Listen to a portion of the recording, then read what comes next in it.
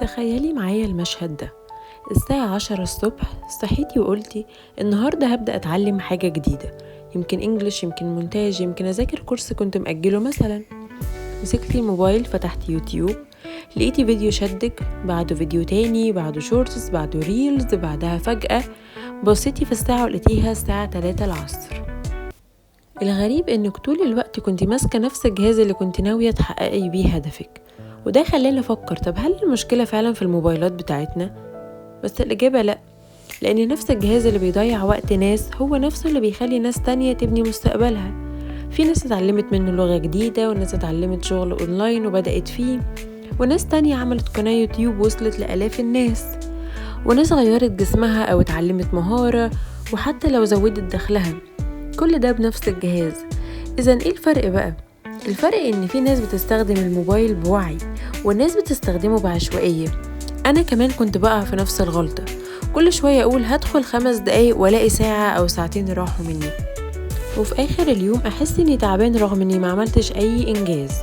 ولما بدأت أراقب نفسي اكتشفت حاجة غريبة يا بنات، إحنا غالبا ما بنفتحش الموبايل لأننا عندنا حاجة مهمة، إحنا بنفتحه لأننا زهقانين أو هربانين من حاجة محتاجة مجهود. ومن هنا بدأت أغير تفكيري خالص وطريقتي. بقيت قبل ما ألمس الموبايل أسأل نفسي سؤال واحد، أنا داخلة أعمل إيه؟ ولو ما عرفتش أجاوب يبقى مقفول. ولو دخلت أتعلم ما بفتحش أي تطبيق تاني غير اللي محتاجه، ولو خلصت بقفل الموبايل على طول. ومش معنى كده إنك بتمنع نفسك من الترفيه خالص، اتفرج والعب واتبسط، لكن خلي الترفيه حاجة انت اللي محددها، مش حاجة هي اللي بتتحكم في يومك. افتكر ان الموبايل ملوش نية، هو مجرد أداة زي السكينة، ممكن تقطع بيها أكل يفيدك وممكن تجرح بيها نفسك برضو. الموبايل كمان ممكن يسرق منك سنة كاملة من عمرك، وممكن يكون السبب ان حياتك تتغير تماما بعد سنة. هقولك تاني، ممكن يسرق منك سنة كاملة من عمرك، وممكن يكون السبب ان حياتك تتغير تماما بعد سنة.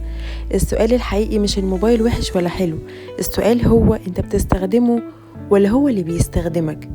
ولو النهاردة بدأت تستغل حتى ساعة واحدة كل يوم في تعلم مهارة، تطوير نفسك، بعد سنة هتبص لورا ومش هتصدق قد ايه حياتك اتغيرت بسبب قرار صغير انت قررت تاخده وتغير بيه حياتك. ولو وصلتي لغاية هنا اكتبيلي في التعليقات ايه اكتر تطبيق بيضيع وقتك، وايه اكتر مهارة نفسك تتعلميها باستخدام موبايلك، يمكن دي تكون بداية حقيقية لتغيير حياتك. Thank you for watching. اتمنى ابقى فدتكم ولو بمعلومة واحدة.